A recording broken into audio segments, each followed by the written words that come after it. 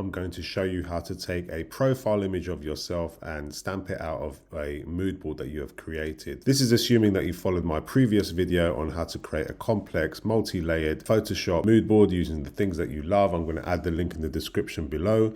What I would like you to do is take a side profile of yourself against a nice clean background. Try and make sure you get some shoulder in as well.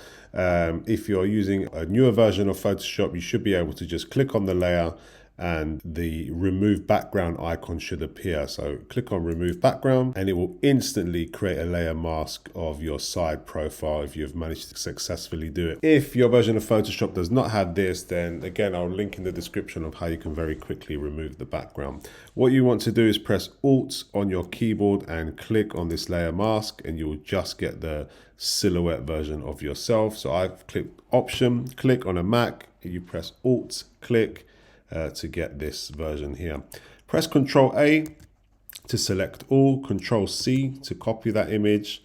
Go over to your mood board, and what I want you to do before pasting, click on layer mask, and then I want you to press Alt, click, Ctrl V or Command V, and then I want you to resize it to fill the frame.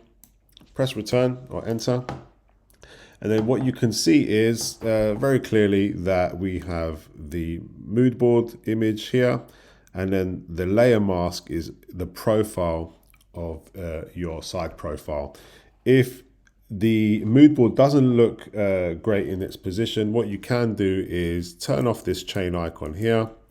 And then you can freely move the mood board and get it into a position that you like. You can create a gradient background or add any background of your choice. So go over to the gradient tool, select some colors that you like. I'm just going to click on a blue gradient here, double click on the background, and then you should be able to click and drag the color of your choice. Okay, so try and pick a color to create some contrast. Don't forget to save your work and upload.